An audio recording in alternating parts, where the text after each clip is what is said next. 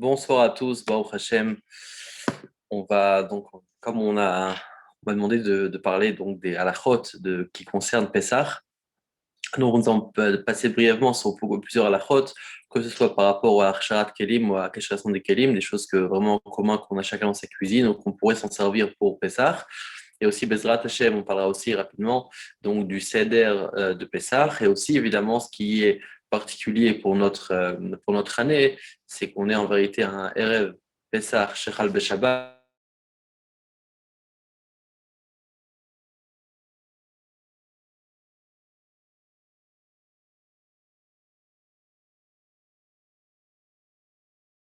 Pessah, c'est l'anniversaire du Rabbi, donc on va souhaiter Bezrat Hashem qu'on ait une bonne anniversaire à tout le monde, c'est-à-dire que le Mazalo de Bnei Israël qui est gouverne dans tous les domaines, matériellement et spirituellement. Donc on va lever un Lechaim Lechaim. Donc nous allons commencer Bezrat Hashem avec quelques points concernant comme nous avons dit à Galat Kelim. Ensuite, nous allons passer directement à Pessah. Lorsque nous parlons d'Agalat Kelim, il y a quelque chose de très particulier qu'il faut faire attention, c'est évidemment déjà cerner quel Kéli. Donc ça veut dire, on sait très bien que nous essayons au maximum de ne pas cachériser les Kélim, et surtout dans le premier Akrabad, parce que premièrement, pas tous les Kélim sont cachérisables, deuxièmement, pas tous les Kélim sont lavables, et donc forcément on pourrait être mené à cachériser quelque chose qui n'est pas forcément cachérisable, et aussi pourquoi utiliser donc quelque chose qui était Hametz.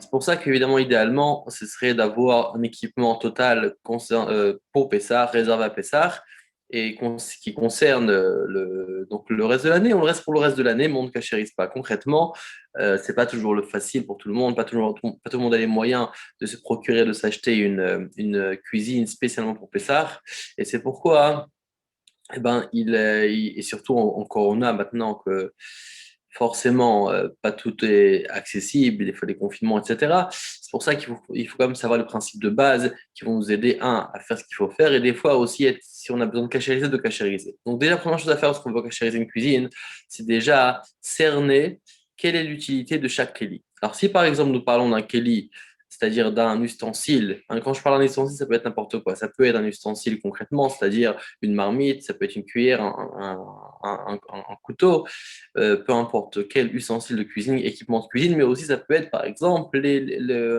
meubles de cuisine, comme par exemple donc le plan de travail, l'évier, etc.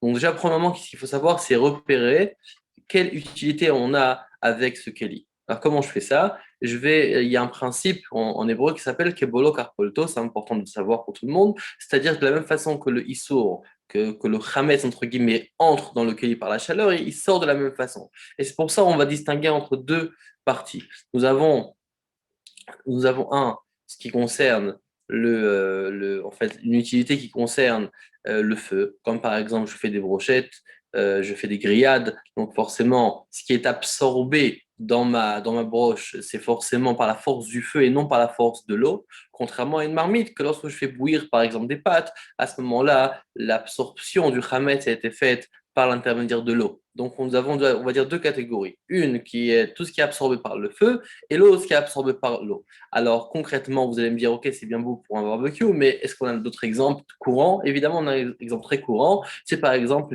les plats du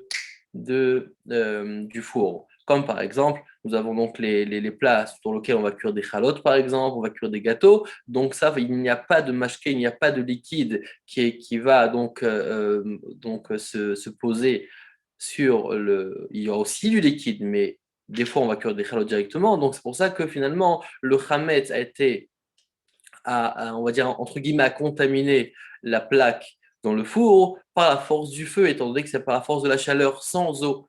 Mais encore une fois, on revient en pâte, lorsqu'on parle de pâte, c'est avec la force de l'eau.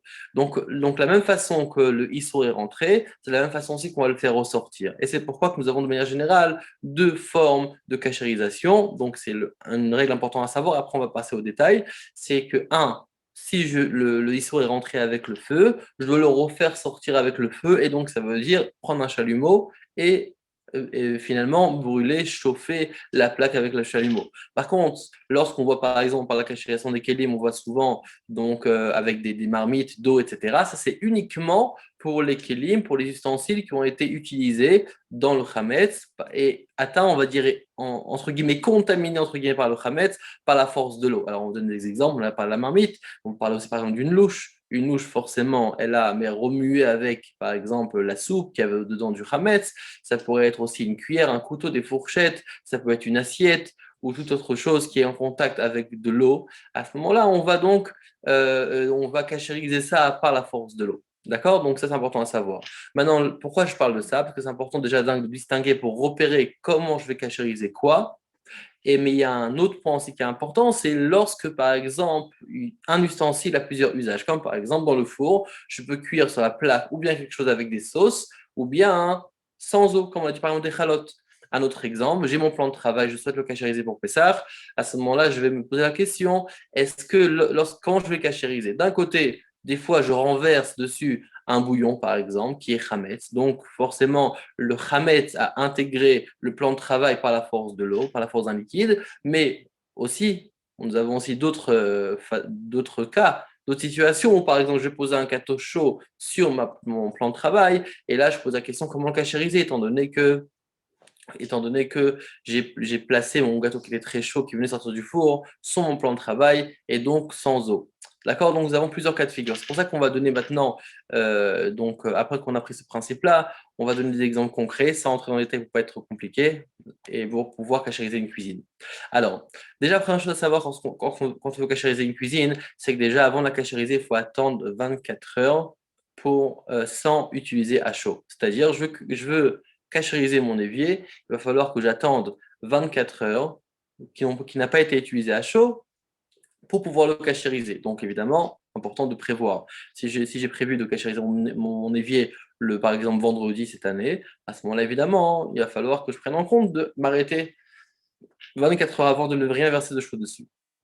Ça, c'est un point très important. Deuxième point, évidemment, lorsqu'on veut cachériser, il faut absolument que le keli est totalement propre. C'est-à-dire qu'il est propre de saleté, évidemment propre de chametz, mais aussi de saleté, mais aussi propre de rouille. C'est pour ça qu'il va falloir vraiment que je décape carrément tout le keli pour exactement voir qu'est-ce qu'il y a donc ici à saleté, ou peut-être il y a de la rouille qui s'est accumulée, qui s'est formée avec le temps, et je vais devoir la gratter pour tout retirer. C'est uniquement comme ça que je vais pouvoir faire ma cachérisation. Mais il faut savoir que des fois, par exemple, lorsque je n'ai pas la possibilité de retirer, à ce moment-là, on va dire dans quel cas on a besoin de retirer aussi la rouille et les saletés qui sont très difficiles à retirer, c'est uniquement lorsqu'on fait agala. Mais si par exemple je prends un chalumeau et je chauffe, étant donné que c'est considéré un moyen de cachérisation supérieur, à ce moment-là, je n'ai pas besoin de retirer. Donc un exemple, pour un exemple concret, j'ai ma marmite, et je vois par exemple que je n'arrive pas à retirer toute la rouille qu'il y a.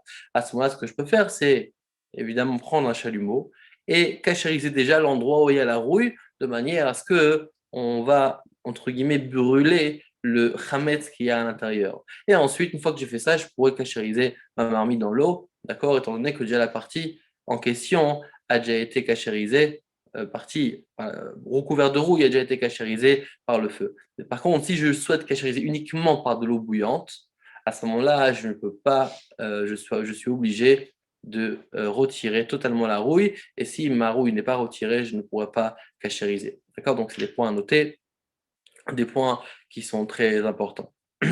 Ok. Maintenant, il faut savoir aussi, il y a une autre règle qui est importante, c'est pour pouvoir cachériser une cuisine ou d'autres équipements, il faut que le keli soit caché à l'épaisseur. Alors, donc, en deux mots, si je veux qu'il soit caché à l'épaisseur, il faut que je le cachérise. Alors, on sait très bien, par exemple, on a des marmites qu'on peut utiliser pour cachériser, mais c'est par exemple notre bouilloire que nous avons utilisé toute l'année avec on va dire, en compagnie de chametz. En général, on ne fait pas chauffer des choses chametz dans une bouilloire, mais concrètement, il y a forcément du chametz qui a collé la bouilloire. Et c'est pour ça que si je veux cachériser ça, il faut d'abord que je cachérise ma bouilloire pour qu'elle soit déjà elle-même cachée à l'épaisseur. Alors, comment on fait pour cachériser un keli? Déjà, pour qui va nous être utile pour cachériser d'autres choses. Alors, un exemple, si on prend l'exemple d'une marmite, je prends une marmite, comme on l'a dit, il faut absolument que ça soit totalement propre. Donc, je la nettoie bien, j'enlève toute la rouille, toutes les saletés. S'il y a des vis, évidemment, je dois dévisser pour que ce soit bien propre aussi en dessous. Et ensuite, je remplis d'eau. Je remplis d'eau au maximum et je fais ébouillanter. Une fois que ça bout, parallèlement à ça, je vais pouvoir par exemple, chauffer quelque chose. En tout cas, le principe qu'on a besoin, c'est que ça déborde. C'est-à-dire que j'ai besoin que le kili soit caché et de l'intérieur et de l'extérieur.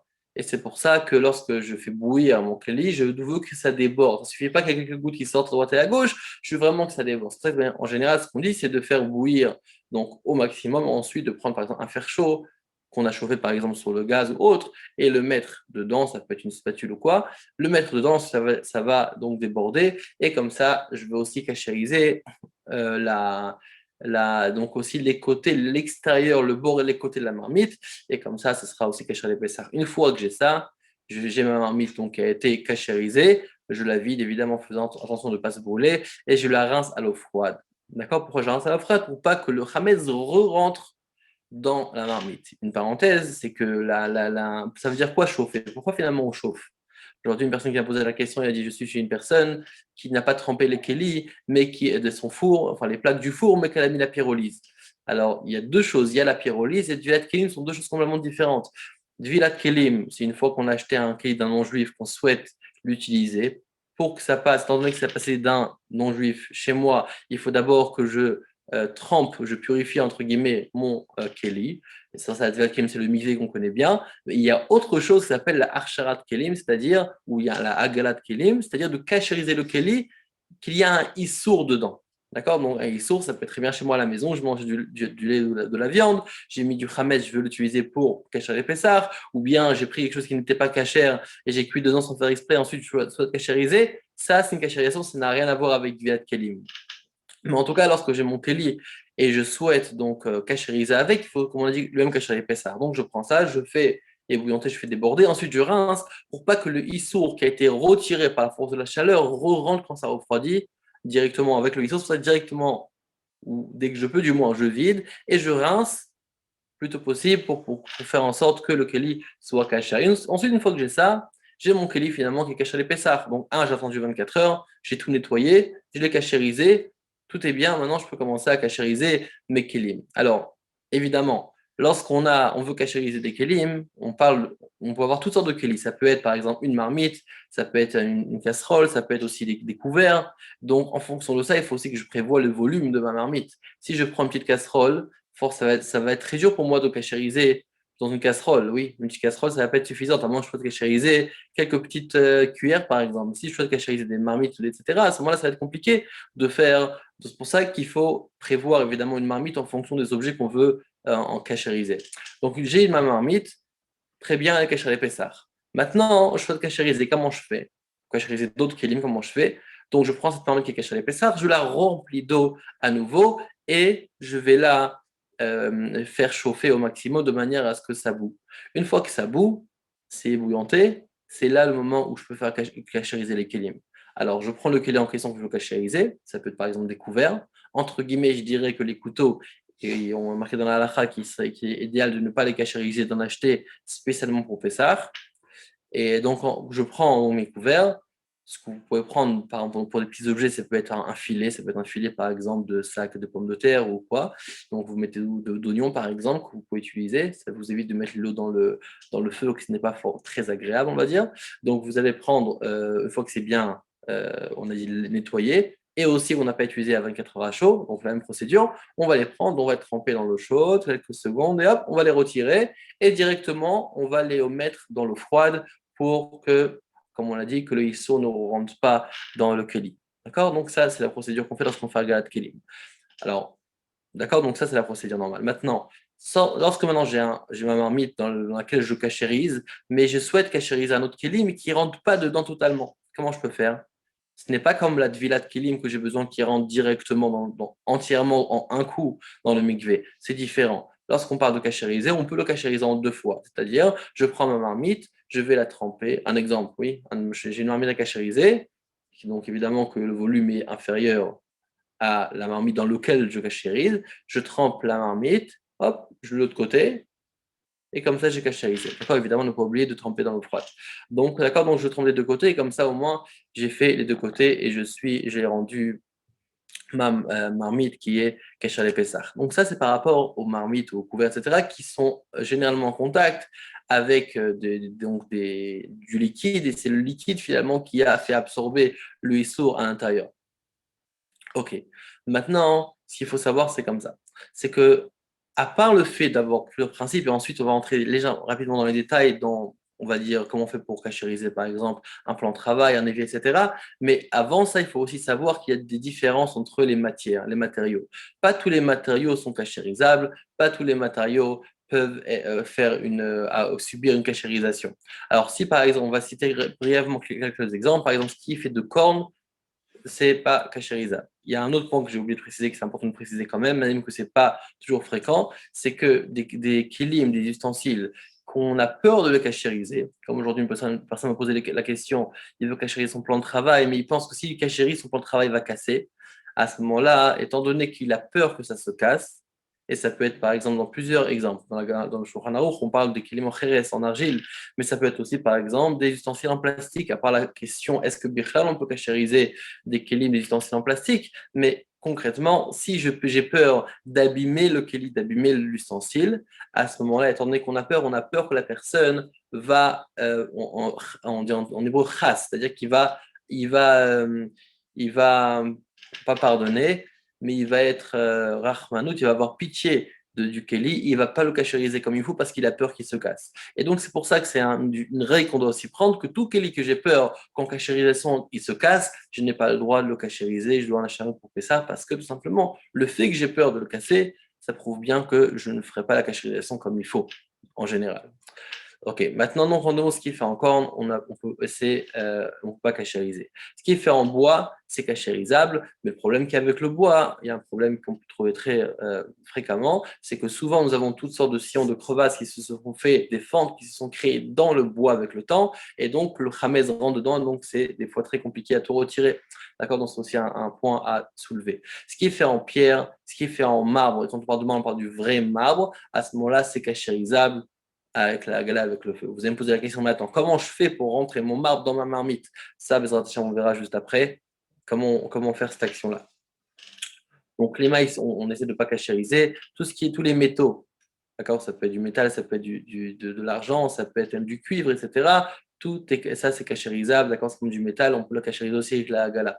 Ce qui est fait d'argile, de porcelaine, ça, ce n'est pas cachérisable, on ne peut pas cachériser avec nos moyens, on va dire, communs que nous avons à la maison.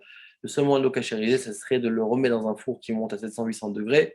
Et ça, c'est pas toujours fréquent. Évidemment, nous n'avons pas ça à la maison, c'est des fours spéciaux. C'est pour ça que ces matériaux ne sont pas cachérisables. Donc, tous les verres en porcelaine, les assiettes, etc., ne sont pas cachérisables pour Pessah, de même pour l'argile. Le plastique, comme on l'a dit, on a mentionné rapidement juste avant, certains disent qu'on peut cachériser, d'autres qu'on ne peut pas, mais à part ce sujet-là, est-ce que oui ou non, nous avons aussi le problème, est-ce que mon plastique va tenir ma cachérisation? Si je crains qu'il ne tiendra pas la cachérisation, forcément, c'est khas, j'ai pitié du cli, et de l'ustensile, automatiquement, il ne devient pas cachérisable. Maintenant, le téflon, c'est un grand débat. Est-ce que cachériser ou pas? On conseille de ne pas le cachériser parce que pour plusieurs raisons, on ne va pas rentrer dans les détails, mais on essaiera donc d'acheter des kélim spéciaux, donc si on en a besoin pour ça, mais de ne pas cachériser ce qui est en téflon. D'accord? Donc ça, c'était des exemples par rapport aux matériaux. Et maintenant, on va donner des exemples dans nos cuisines concrètes, on va passer étape par étape. Mon plan de travail, comment le cachériser? Comme on l'a dit, donc que ce soit propre. De deux, qu'il faut que ce soit 24 heures que je ne vais pas utiliser à chaud. De trois, de voir le matériel, est-ce que le matériau est cachérisable ou pas. Si j'ai du vrai marbre, qui n'est pas composé avec du plastique et des colles, etc., vraiment du vrai marbre, ou bien du vrai bois, ça c'est cachérisable avec tout simplement de l'eau chaude bouillante qu'on va expliquer comment faire ça après. Et quand on parle évidemment du plan de travail, qui le temps est passé, et souvent on retrouve des crevasses, comme on l'a dit, il faut faire attention de bien nettoyer. D'accord? Sinon, on rentre dans des problèmes. Est-ce que oui ou non, on peut le cachériser? Maintenant, donc, comment je fais concrètement pour cachériser un plan de travail? Un plan de travail, on me l'a dit, 24 heures, bien nettoyé. Ensuite, ce que je vais faire, si je pense que ça ne va pas l'abîmer du moins, je vais donc prendre deux ustensiles, deux équipements. Une bouilloire électrique, d'accord, que j'ai, comme on l'a dit avant, cachérisé aussi, parce que pour pouvoir cachériser, il faut que ce soit aussi caché à l'épaisseur. Et aussi, je vais prendre parallèlement une spatule, quelque chose en métal ou même un fer à repasser. D'accord? Évidemment, le brancher, le chauffer. Pour pas, évidemment, lorsqu'on va faire cette action-là, qu'il ne soit pas branché, évidemment, pour pas qu'on prenne un court-circuit ou quoi. Donc, je vais prendre ma bouilloire, la remplir d'eau et je vais la faire donc ébouillanter. Une fois que ça bout, je vais faire le maximum pour que la bouilloire soit toujours attachée, d'accord, pour que ça continue à bouillir. Et pendant que ça bout, d'accord, donc il y a des bulles qui montent, je vais donc verser sur mon plan de travail et parallèlement à ça, je vais en même temps passer ma spatule chaude ou mon fer à repasser débranché, mais qui est chaud aussi, d'accord, de manière à ce que ça boue à nouveau sur le plan de travail. Et là, ça va être un peu, comme on peut dire, un peu considéré comme si j'ai pris mon plan de travail, je l'ai mis dans une marmite finalement, parce qu'en réalité, je vais faire bouillir l'eau carrément sur mon plan de travail. D'accord? Donc ça, c'est la manière pour cachériser un plan de travail. Et pareillement aussi pour l'évier. Je veux dire, des différences entre Sfaradi et Ashkenazi, on ne va pas rentrer dedans, mais pour l'évier, la même chose. Je vais donc bien nettoyer, attendre 24 heures sans l'utiliser. S'il est fait en acier, en Irosta ou quoi, on a dit on peut le cachériser. Donc, ce que je vais faire, c'est que je vais verser de l'eau et je vais aussi passer quelque chose pour ébouillanter aussi l'eau sur place, de manière à ce que tout est cachérisé. Le robinet, pareillement, je vais le ouvrir à l'eau chaude au maximum et je vais verser en même temps. Donc, je laisse quelques minutes l'eau couler à l'eau chaude, l'eau plus chaud possible. Et je vais verser en même temps l'eau bouillante sur le robinet, évidemment, une fois qu'il a été lavé. Ce qui est pour le filtre qu'on a dans l'évier et le siphon, à ce moment-là, le filtre, il est idéalement de changer parce que c'est compliqué, il y a beaucoup de graisse qui s'accumule là-bas, qui se colle, c'est dur à nettoyer. D'accord? Si je peux nettoyer le cachériser, je peux le faire, mais sinon, autant acheter un pour Pessard qui nous dure tout le temps, qu'on sait que c'est celui de Pessard. Et pour le siphon, oui, on peut nettoyer le siphon, mais au moins verser de l'eau de Javel ou des produits forts qui vont, on va dire, complètement euh, affecter la nourriture qui pourrait encore se cacher dans notre siphon. D'accord? Donc, jeter un peu de Javel dedans, par exemple, d'accord, pour être sel, pour que ce ne soit pas Raoul et Machal Kelev. D'accord? Donc, c'est ça la cachérisation de l'évier. Maintenant, concrètement, ce qui est offert pour cachériser un évier, c'est qu'à part le fait que j'ai cachérisé, ce qui est bien, ce serait donc de mettre à part ça une cuve en plastique, un évier en plastique par-dessus. Ah, donc vous allez me dire pourquoi on cachérise. Donc, on cachérise parce que souvent il y a de l'eau qui remonte. D'accord? Donc, alors vous allez me dire donc pourquoi on met une cuve en plastique? Parce qu'aussi des fois, je fais tomber des choses à bas sec, chaud et sec, ce qui donc nécessite une cachérisation supplémentaire, comme on l'a dit avec le feu directement. Donc, c'est pour ça ce qui est bien, c'est un de cachériser et de deux aussi d'acheter une cuve en plastique, la mettre dedans. Donc, une cuve, vous avez donc des éviers en plastique. On pourrait dire du plastique en forme d'évier, comme vous préférez. Mais en tout cas, c'est comme ça qu'on cachérise. D'accord? Donc voilà. Maintenant, si déjà on parle de l'évier et du robinet, il ne faut pas oublier aussi d'enlever le filtre qui se trouve dans le robinet pour voir est-ce qu'il n'y a pas peut-être du Hamas qui a été coincé. Peut-être, c'est très très rare, mais ça pourrait être possible. Il y a plusieurs histoires où ils ont trouvé là-bas des choses. Bref, en tout cas, on va essayer d'essayer de laver aussi le filtre. Et tant qu'à faire, si vous voulez, on peut le changer. Bon, c'est pas obligatoire. Tant qu'il est propre, c'est bon. Maintenant, lorsqu'on on a l'évier, donc on a fait le plan de travail. Maintenant, on a dit qu'il y a plusieurs matériaux. Donc, si vous avez un évier qui est fait en argile, d'accord, en argile, donc ça peut être, ou bien les dérivés de l'argile, on a dit que c'est pas cachérisable, l'argile n'est pas cachérisable, mais quand même, étant donné que, donc concrètement, vous l'utilisez pour Pessah, donc ce qu'il y a à faire, c'est de faire la galette 3 fois dessus et d'acheter aussi une bassine, pareillement pour le Nirosta. Évidemment, le Nirosta est cachérisable en soi, beaucoup plus facilement que l'argile, et concrètement, on va dire, lorsqu'on parle d'un évier qui est fait en argile, c'est évidemment obligatoire d'avoir un évier en plastique, étant donné que l'argile n'est pas vraiment cachérisable, mais quand même, je vais faire l'action de faire 3 fois la gala dessus, de verser 3 fois d'eau bouillante dessus. Pour les armoires, évidemment, les armoires, tout le monde connaît, il faut absolument que tout soit propre, que tout soit clean.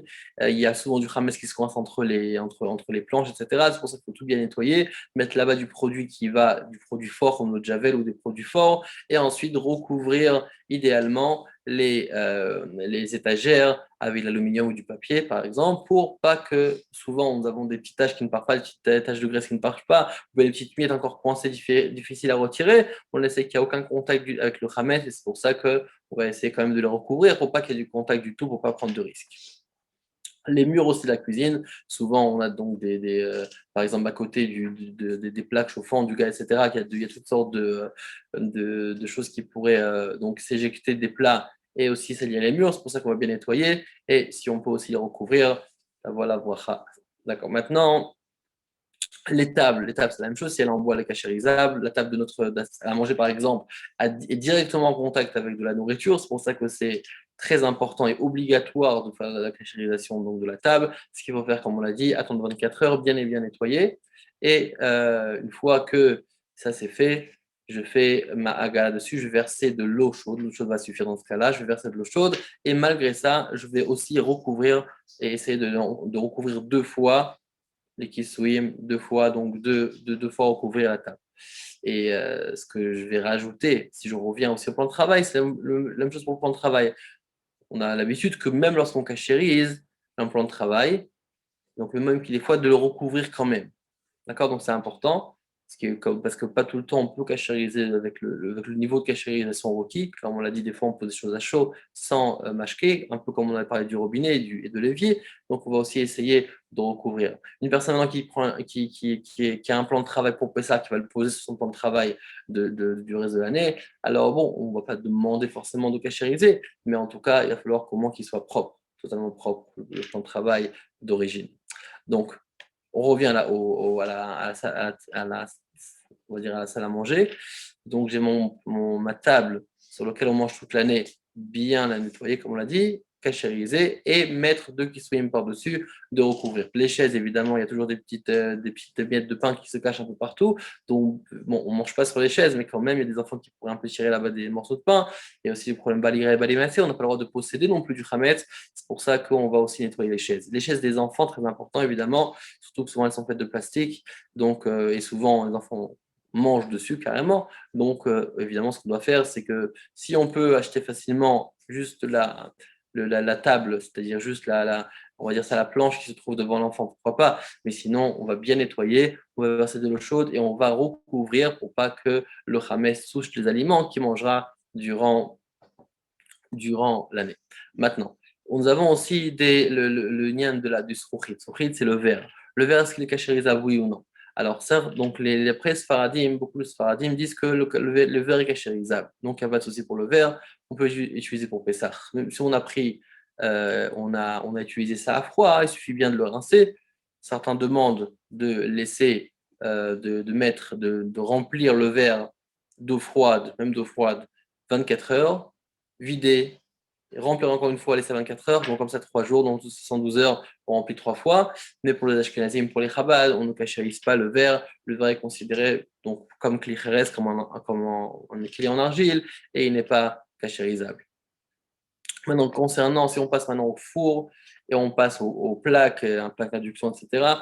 Donc, est-ce qu'il s'est cachérisable ou pas? Évidemment, on essaie, comme on l'a dit, de ne pas cachériser ces choses-là, de n'avoir spécialement pour Pessah. Pas tout le monde a la capacité de le faire, mais concrètement, pas toujours c'est cachérisable. Alors, si on prend le four, par exemple, lorsqu'on prend le four, donc je vais prendre le four, vous allez me dire, je cuis là-bas des choses, il n'y a pas de souci. D'accord? Donc, je cuis du khametz dedans.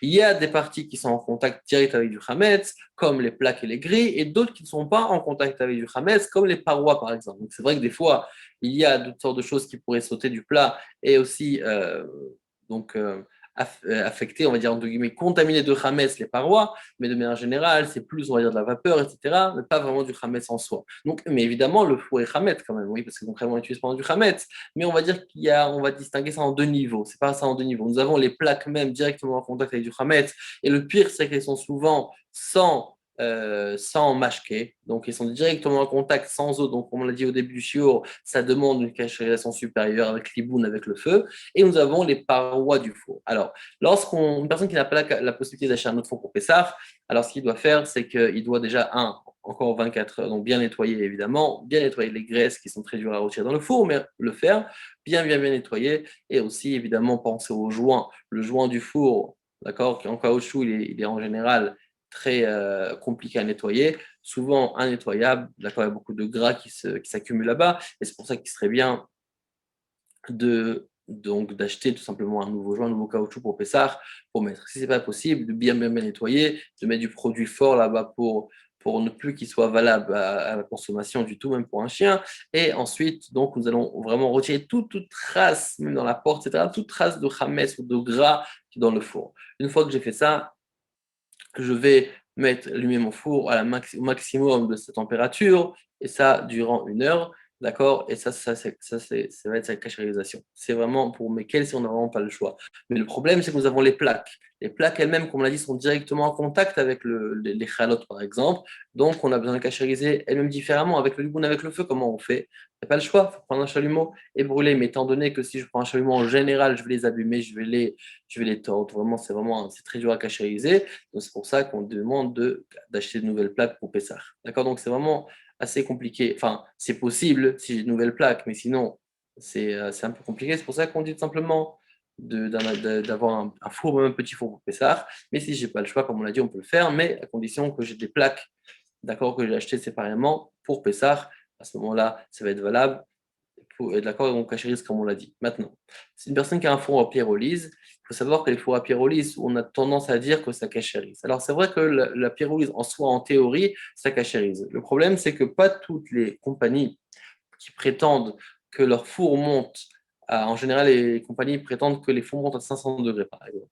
La majorité des cas, c'est faux. Le four n'atteint pas une température de 500 degrés, atteint peut-être 400 degrés, mais pas 500 degrés. Et le problème, c'est que pour arriver à un niveau de liboun, de cachérisation de liboun, comme on dit, du feu, il faut arriver certainement jusqu'à 450 degrés. Et c'est pour ça que s'il ne monte pas jusqu'à 450 degrés minimum, alors à ce moment-là, je ne peux pas me fier sur ce four qui fait la pyrolyse. Donc c'est vrai que théoriquement, si effectivement mon four arrive à ce niveau, à 500 degrés comme ils prétendent, je pourrais mettre une plaque dedans, allumer mon four en pyrolyse et ça cachérise tout seul. Mais étant donné que pas tous les fours, et après vérification, la majorité des fours n'arrivent pas à ces degrés-là, ça donne vraiment un problème pour savoir comment cachériser. C'est pour ça qu'il faut vraiment vérifier compagnie par compagnie. Aujourd'hui, vous pouvez trouver sur Internet des rabbinim qui ont vérifié des fours et qui ont certifié quelle pyrolyse arrive vraiment au niveau de cachérisation requis et quelle compagnie qui propose ces pyrolyses n'arrive pas à cette température. Comment il faut essayer d'arriver à 450 degrés. Il y en a qui disent aussi un petit peu moins, mais on va dire généralement à 450 degrés. D'accord. Maintenant, qu'est-ce qui se passe pour les plaques chauffantes, pour le gaz et la plaque à induction, etc. Donc, on revient un peu au même principe que le four. Concrètement, il y a des parties qui sont cachérisables, étant donné que c'est souvent du chametz qui coule dessus, mais il y a aussi des parties qui sont très difficilement cachérisées, comme les grilles du gaz. Si on parle de gaz, donc du gaz, des grilles sur lesquelles on va placer nos marmites, car, encore une fois, c'est un issour qui rentre dans ces grilles par la force du feu directement. Et donc, je dois aussi cachériser par la force du feu, et ce n'est pas toujours évident. D'accord? Donc, il faut arriver à cette température. On dit que ce soit vraiment jusqu'à que le fer rougit ou qu'il y a des étincelles, même qu'aujourd'hui, ce n'est pas très fréquent. Mais en tout cas, c'est vraiment un grand niveau. C'est pour ça qu'idéalement, on ne va pas entrer trop dans les détails, mais idéalement, il vaut mieux donc, si on veut cachériser ça, donc évidemment, cachériser la plaque en soi, mais les grilles en acheter des nouvelles. Ce qui se passe maintenant par plaque à induction ou bien toutes les plaques en verre, vitrocéramique, etc., ce qu'il faut faire, c'est que, encore une fois, idéalement ne pas cachériser en avant pour Pessah, mais si on n'a pas le choix, alors à ce moment-là, nous allons donc bien nettoyer, attendre 24 heures, prendre de l'eau bouillante et allumer les gaz allumer le feu pendant une demi-heure et ensuite verser 3 fois donc de l'eau. Donc je verse une fois, donc ça sèche. Quand c'est chaud, ça va s'évaporer rapidement. Deuxième fois, troisième fois, je ne vous garantis pas que tout va bien se passer, mais j'espère en tout cas, en principe, ça n'y a pas de souci. Et comme ça, on cachérise ça. Maintenant, pour les plaques à induction, c'est le même principe. Mais étant donné que le plaque à induction marche avec le contact du métal, c'est pour ça qu'aujourd'hui, on peut proposer à part la cachérisation qu'on a parlé juste avant, d'accord, donc de verser 3 fois avec le feu allumé, mais il faut aussi, ce serait bien d'acheter une plaque de silicone qui résiste à la chaleur et qui est aussi compatible à ce genre de plaque. Et en posant la marmite sur le silicone, étant donné que le silicone n'est pas très épais, la plaque reconnaît la marmite et comme ça, le courant passe et tout va bien et ça chauffe, ça marche aussi. Donc, c'est aussi une solution. Maintenant, on va encore 2 détails, ensuite on va passer rapidement à Pessah. à ce qu'il faut faire attention. Donc, lorsqu'on parle maintenant donc d'autres choses comme par exemple des serviettes, etc., cellières, etc., évidemment, toujours mieux d'avoir un Pessah. Si cellière, par exemple, je veux utiliser la même, j'ai besoin de faire aussi Agala, la cachériser, donc avec l'autre chose comme on l'a dit. Serviette, théoriquement, oui, je peux, si je l'ai bien nettoyé, tout est propre, si je n'ai pas de Hametz collé, mais si j'ai encore des taches de Hametz qui ne partent pas au lave-linge, d'accord, on essaiera donc d'en avoir spécialement pour Pessah. Maintenant, une personne qui a un dentier, alors, important de savoir, c'est qu'il faut aussi bien nettoyer et il faut faire aussi à gala. C'est-à-dire, il va falloir donc le mettre dans un verre, par exemple, et le verser dessus de l'eau chaude, d'accord, pour ne pas, d'accord, et essayer, comme on l'a dit, attendre 24 heures. Donc, la personne n'a pas dit de ne pas manger, mais de ne pas manger du chaud bouillant. D'accord, maintenant pour les bagues, très courant pour les femmes, évidemment, les bagues, avec ça, une femme en général mange, il faut aussi pétrir la challah. Et donc, c'est important donc, de savoir qu'il faut bien les nettoyer, de pas avoir, que ça n'a pas contact avec des aliments chauds durant Pessah. Et ça, quand même, certains même demandent aussi de verser de l'eau chaude aussi pour pouvoir que ça le cachériser. D'accord. Mais sinon, si on a peur que ça s'abîme, alors du moins de ne pas les mettre durant le repas ou du moins de ne pas les mettre lorsqu'on va toucher des aliments chauds. Donc ça, c'était quelques principes pour la cachérisation. Si vous avez des questions, vous pouvez écrire. Et moi, entre-temps, je vais passer à quelques lois importantes qu'on doit savoir pour cette année, c'est-à-dire, étant donné que Shabbat, que Pessah tombe pendant un Motzei Shabbat, et donc c'est assez particulier. Et aussi, on va mentionner rapidement quelques lois du Césaire.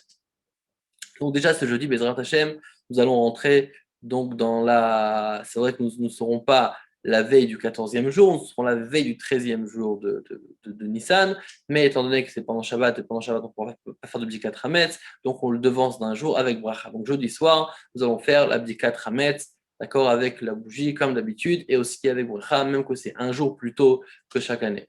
Maintenant, lorsqu'on a fait cette Bdika-là, évidemment, il y a la particularité de cette année, c'est que la consommation de Hametz peut être plus tard, car finalement, étant donné que vendredi, ce n'est que encore la veille de Pessah, parce que Pessah, c'est Motzei Shabbat, donc j'ai encore toute la journée pour manger jusqu'au Shabbat matin. D'accord. Shabbat matin, chacun dans son calendrier verra à chaque heure on peut consommer encore du Hametz, mais en tout cas, jusqu'à cette heure-là, je peux consommer du Hametz. Donc d'un côté, je fais un petit 4 Hametz.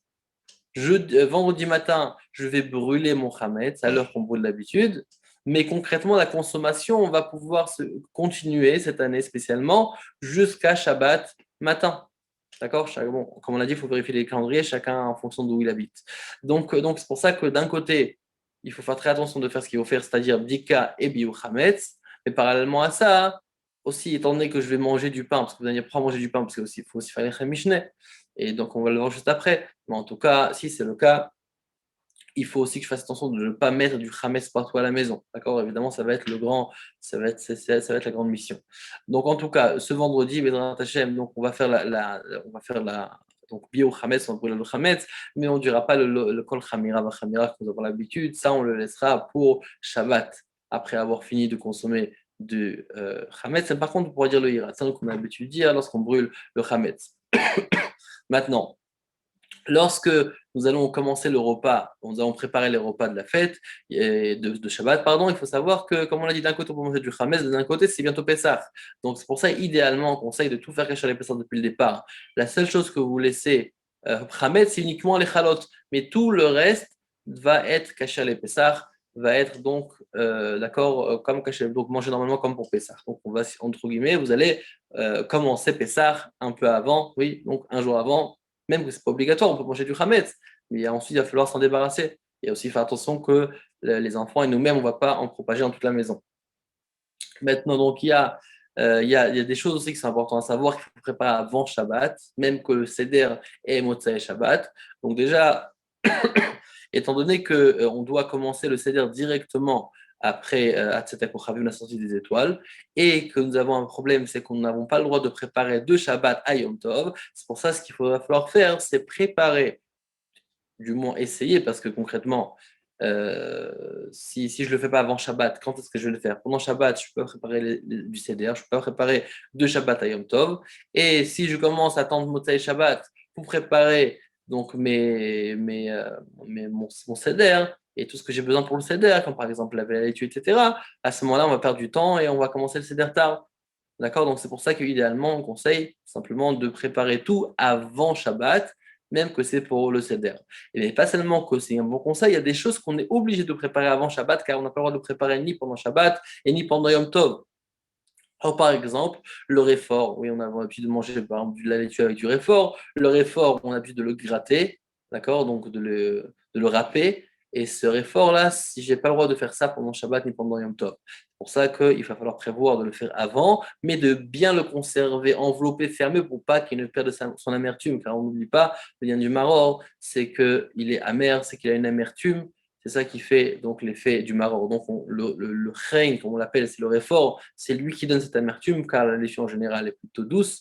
C'est pour ça qu'il va falloir bien la conserver, mais le faire, comme on l'a dit, avant Shabbat. Si j'ai oublié de le faire avant Shabbat, donc à ce moment-là, je pourrais le faire avec les doigts, un petit peu, avec des morceaux un peu plus larges, plus épais. C'est pas toujours très agréable, donc on demande de le faire avant Shabbat. Ne pas oublier aussi le kli-shabour, le récipient qui est cassé, donc de prévoir ça avant Shabbat. Évidemment, alors on a le zroa, donc le cou de poulet. Chacun dans son séminagui, mais si on prend le cou du poulet, il faut le griller évidemment avant Shabbat. On ne pourra pas le faire ni pendant Shabbat ni pendant Yom Tov. Le charoset aussi, on n'a pas le droit de la préparer ni pendant Shabbat ni pendant Yom Tov, donc il va falloir le faire avant Shabbat. D'accord? Donc on part après la préparation. D'accord, donc on doit gratter, on doit éplucher, on doit râper, on doit écraser, etc. On doit faire comme une style de pâte. Et ça, on n'a pas le droit de le faire, donc c'est pour ça qu'on doit le faire avant Shabbat. De la même façon aussi pour l'eau salée. L'eau salée, on va le faire aussi avant Shabbat, car on n'a pas le droit de le faire pendant Shabbat et ni pendant Yom Tov. Si je ne l'ai pas fait, à ce moment-là, je prendrai de l'eau et mettre un tout petit peu de sel. Mais les préparations générales qu'on fait ont beaucoup plus de sel, et ça, c'est interdit de faire pendant ce Yom Tov. Et évidemment, ne pas oublier de préparer avant Shabbat une bougie de 24 heures qui va nous permettre d'allumer aussi des bougies de Yom Tov, car on sait très bien que Yom Tov n'a pas le droit d'allumer de feu, on a le droit d'allumer une bougie existante. Mais c'est pour ça que j'ai besoin de préparer 24 heures auparavant mes bougies, donc pardon, j'ai besoin de préparer avant Shabbat une bougie de 24 heures pour que Yom Tov arrive, je puisse allumer comme il faut. Ok. Maintenant, Shabbat même. Shabbat, donc ça c'était avant Shabbat. Dans Shabbat même, il faut savoir que ça s'appelle Shabbat Agadol. C'est vrai que les drashot qu'on fait en général, on les fait cette année une semaine avant parce qu'en général on parle de halakha. Et à quoi ça me sert de parler d'halakha le jour de Shabbat alors que c'est dans quelques heures ça va être la fête. Donc on devance, mais en tout cas, tous les ans de Shabbat Agadol est présent. Et là, c'est pour ça aussi par rapport aux choses qu'on fait Shabbat Agadol, comme par exemple la Haggadah, on le fait ce Shabbat-là. Maintenant, lorsqu'on arrive maintenant concrètement dans le repas, nous avons du lechem mishné, nous avons donc du pain qu'on devons avoir, du vrai pain. D'accord? Pourquoi du pain? On va prendre de matzah? Non, on n'a pas le droit de manger la matzah avant Pessah. D'accord? On a qui disent que c'est RFSA, on a qui disent que c'est depuis 30 jours avant, comme les Chabad ont l'habitude de faire. Mais en tout cas, on ne mange pas de matzah avant Pessah. D'accord? Donc c'est pour ça que ce Shabbat-là, je ne peux pas manger de matzah. Ce qu'il me reste à faire, c'est de manger du pain. Donc, mais d'un autre côté, il faut du pain qui ne soit pas du pain qui va s'émietter dans toute la maison. Donc il faut vraiment, et de l'autre côté aussi, il faut savoir qu'à l'heure arrivée, il faut que je m'en débarrasse. C'est pour ça qu'il faut, pas trop en acheter uniquement ce qu'il en faut, et aussi, idéalement, de prendre un pain qui ne va pas s'émietter. Ça peut être une pita ou quoi, qui va être facilement à manger, facilement à avaler, facilement aussi à éliminer si on en a besoin, mais aussi en quantité pas trop grande pour que je puisse faire ça, éliminer ça assez facilement. Il y a certaines personnes aussi demandent comment on fait maintenant. Concrètement, on est à la maison. Et on a des ustensiles de Pessah. On a la table de Pessah. Comment on peut manger du pain maintenant à côté de la table? Alors, c'est évident que c'est un peu compliqué. C'est pour ça que je dois prendre mes distances, peut-être manger dans un sac. Et la question qui se pose, c'est comment on fait si on veut manger à l'extérieur? Par exemple, que j'ai une cour à l'extérieur, j'ai mon jardin ou j'ai mon balcon, je souhaite manger là-bas, comment je fais? Alors vous allez dire, c'est quoi le problème? Autant manger dehors, évidemment, c'est un bon conseil. Mais le problème, c'est pour le kiddush. Il faut savoir que le kiddush, c'est la même comme le Seouda. Et donc, automatiquement, lorsque je mange mon pain, ma challah, il faut que ce soit au même endroit que le kiddush. C'est pour ça que si je mange mon pain à l'extérieur, il va falloir aussi, idéalement, que je fasse mon kiddush à l'extérieur. Il y a des conditions si on voit, etc. Mais on va dire généralement, globalement, il faut que le kiddush soit officiel, faire à l'extérieur, et je vais manger mon pain à l'extérieur parce que c'est le milieu de Seouda, tout en pensant que je continuerai, si c'est le cas, si j'ai besoin de faire ça, que je continuerai le repas même qui n'a pas de pain à la maison. D'accord? Mais en tout cas, il faut faire attention au kidouche qu'il soit au même endroit que la Seouda. Un autre cas qui peut aussi se trouver qu'il faut faire attention, c'est que des fois, par exemple, on doit sortir en cours, le lévi en général est de l'autre côté de la maison. S'il y a un laps de temps qui passe, c'est un problème niveau halakha de laisser un laps de temps entre l'Netilat Yadayim et la bracha du motzi. Alors, une des conseils qu'on pourrait donner, c'est de s'essuyer les mains plus longtemps jusqu'à arriver à côté où on va faire un motzi, de manière, parce qu'en s'essuyant les mains, c'est considéré une partie de la Netila, d'accord? Et comme ça aussi, il n'y aura pas trop d'effets entre les deux. Ok. Maintenant, lorsque le temps, donc le lendemain matin, la même chose. Oui, on mange la même chose, mais tout en sachant que l'heure est très limitée. Donc, on va devoir se lever très tôt, prier assez tôt et commencer le repas beaucoup plus tôt que habituellement. D'accord? Pour pouvoir terminer avant l'heure de la Chilat Hametz. Et c'est donc à partir, donc on fait la même procédure, d'accord? Donc, le motzi, faire très attention de ne pas dépasser le temps. Et une fois que le temps arrive, on fait vite pour arrêter de manger, évidemment, se laver la bouche comme il faut, d'accord, essayer de, on peut prendre par exemple un cure-dent pour essuyer, ou bien il y a certaines brosses à dents qui sont autorisées si on ne saigne pas lorsqu'on le fait. Mais en tout cas, il va falloir que je nettoie bien la bouche pour pas qu'il y ait du khames qui est bloqué. Aussi, pour ceux qui ont une barbe, de bien épousseter, des vêtements de bien retirer tout le khames que j'ai sur moi. Et ensuite, je vais devoir, donc, évidemment, arrêter de manger, et de deux aussi, éliminer le khametz. Comment je fais pour éliminer le khametz quand on a Shabbat, je n'ai pas le droit de brûler? Alors, ce qu'on fait, c'est plusieurs possibilités. Si j'ai un hérouf, par exemple, si on a un hérouf, une couche, je peux sortir et épousseter le khametz si ce n'est pas dans la possession, évidemment. Ou bien, tout simplement, mettre dans les toilettes, mettre un peu aussi de javel dedans pour le dissoudre et aussi pour le retirer le statut de mangeable, de consommable. Et à ce moment-là, ce sera considéré comme mon billet au Hametz pour le reste. Évidemment, si j'ai des gros morceaux, c'est un problème. C'est pour ça qu'il faut vraiment que j'achète la quantité qu'il faut. Une fois que donc, j'ai fait ça, je pense dire Kol Chamira va Chamira, encore qu'on a l'habitude de faire en général la bio Hametz, je le ferai pendant Shabbat, le Kol Chamira.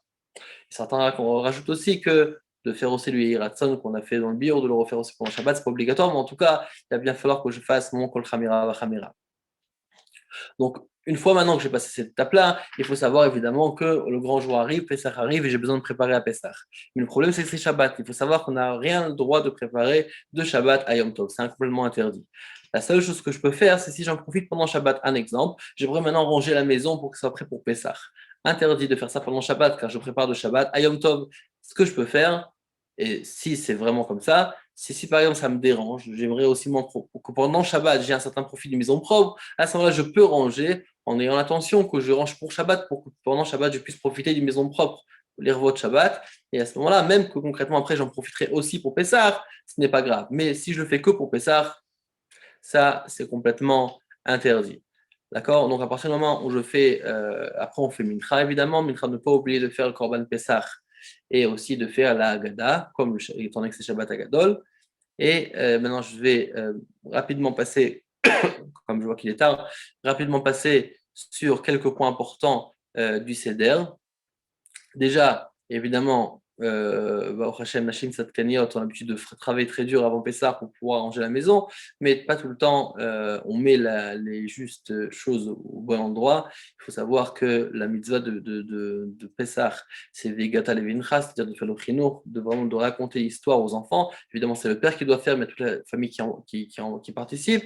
Mais lorsque tout le monde est effondré, et qu'on est fatigué, bon, on sait très bien que Baruch Hashem, chacun met le maximum qu'il peut pour faire Pessah comme il faut, mais il y a un pachout de vraiment de raconter l'histoire avec patience, de commenter la Haggadah, de faire ce qu'il faut faire dans la Haggadah. Le premier soir, ne pas dépasser dans le temps. On sait qu'on a jusqu'à Khatsot pour manger la ficomane, mais on commente, on donne place aux enfants, on interroge les enfants, on essaye d'attirer leur attention, à faire toutes sortes de choses qui sont un peu étranges que d'habitude. Tout ça pour qu'ils posent des questions et leur donner donc l'estrade, leur donner, comment dire en hébreu, la bama, pour qu'ils puissent eux-mêmes parler, poser des questions et ensuite nous-mêmes leur répondre, raconter la sortie d'Égypte. Donc c'est vrai que avec tout le respect pour cette importance, évidemment, de nettoyer tout comme il faut, mais il faut aussi prévoir de bien se reposer. Et comme c'est Shabbat, où justement ça tombe bien, on peut aussi demander aux enfants d'aller dormir, par exemple, l'après-midi, et aussi même aux parents, aux mamans, de manière à ce qu'elle soit bien en forme pour faire la Gada comme il faut, le faire c'est-à-dire comme il faut, et laisser place évidemment dans cette ambiance très, on va dire très familiale. Personne ne pose une question. Alors, est-ce qu'on peut faire, oui, on peut manger, on peut faire kiddush et motzi. On peut faire kiddush et motzi à l'extérieur et manger le reste du repas à l'intérieur, mais on pensera évidemment que je fais ça en continuant pour continuer le repas à l'intérieur. D'accord. Donc, je fais kiddush et motzi. Je pense que je continuerai ces repas à l'intérieur, mais il faut savoir que le ikar, quand on dit un kiddush comme Seouda, le kiddush même, il n'a pas de. Il a ses Seouda. Mais la Seouda, c'est avec le pain. Si j'ai mangé du pain, j'ai accompli ma Seouda. D'accord. Donc, c'est pour ça que c'est important de les mettre en deux. Le kiddush et le motzi, c'est les deux choses les plus importantes qu'on doit les mettre ensemble. Donc, on continue. Donc, Euh, Merci infiniment déjà, Raph, pour ce chiour tellement détaillé et précis. Avant de passer à la question que j'ai, on voit que c'est tellement détaillé, au Hachem Pessar. Est-ce que vous auriez un petit mot de Rizouk pour qu'on se renforce chacune et chacun dans tous les détails de Pessar? la vérité, c'est que le Harizal nous dit que là, en fonction des chumot qu'on fait à Pessah, comme ça aussi, on va dire, pardonné de ne pas ne faire trop d'avérotes durant l'année. Donc, on sait très bien que Pessah, c'est la fête la fête qui symbolise donc pas seulement la libération, mais aussi l'essentiel, on va dire, de l'histoire du peuple juif, car c'est à partir de là-bas qu'on a tous débuté. On va dire la réponse à ce que vous demandez, c'est en vérité, je pense que j'ai mentionné juste avant, c'est où on va mettre on va mettre le point important sur quel point on va accentuer. Si on accentue le point du laver la maison, c'est très important évidemment de laver le chametz, mais des fois on peut partir un peu on va dire dans des exagérations qui ont un prix, qui vont prendre le prix. Alors évidemment, chez cette cagnotte, on veut faire ça comme nos parents, nos grands-parents, mais concrètement, des fois aussi, on oublie qu'on a aussi l'essentiel de Pessah, c'est le Seder. C'est le moment du Seder où on va accomplir les mitzvahs. Si je m'endors avant le quatrième verre, je vais pas accomplir la mitzvah. Si les enfants aussi dorment, aussi j'ai besoin du chinour. On va aussi en parler juste maintenant. À quel âge commencer le chinour? Mais en tout cas, j'ai cette idée-là qui est très importante de laisser la place et que ce soit pas convivial, aussi familial à la maison et de transmettre cette transmission-là que Pessah représente. Et c'est pour ça que avant Pessah, ce qui est important de faire, c'est déjà de savoir dans quoi qu'est-ce qui est important.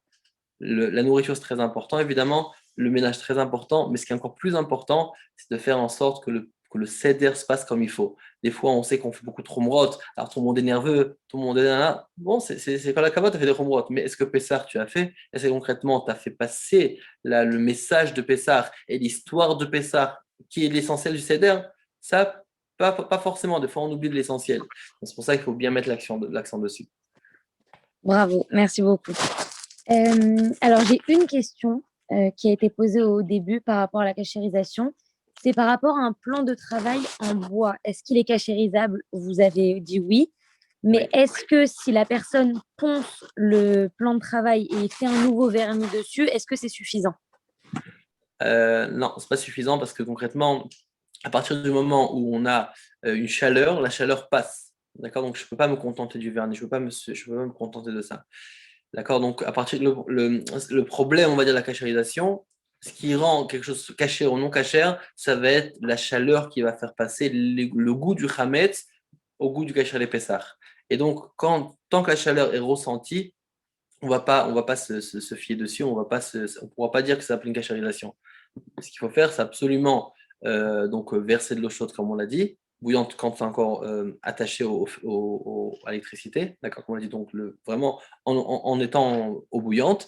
Mais une personne qui a peur d'abîmer son plan de travail, par exemple, il pense que ça va l'abîmer, à ce moment-là, on n'aura pas le choix. C'est que de bien nettoyer, c'est obligatoire, mais de le recouvrir de 2 couches épaisses de manière à ce qu'il n'y ait aucun contact et qu'il ne risque pas d'avoir de contact ni de chaleur ressentie entre le plan de travail Hametz et ses ustensiles Kasher les Pessah. Très bien, merci beaucoup. J'ai une autre question. Est-ce qu'on peut cachériser un couteau céramique? Alors, comme on l'a dit, céramique, on essaie on essaie de pas cachériser, mais mais à part ça, le couteau en soi, c'est déjà un problème de cachériser.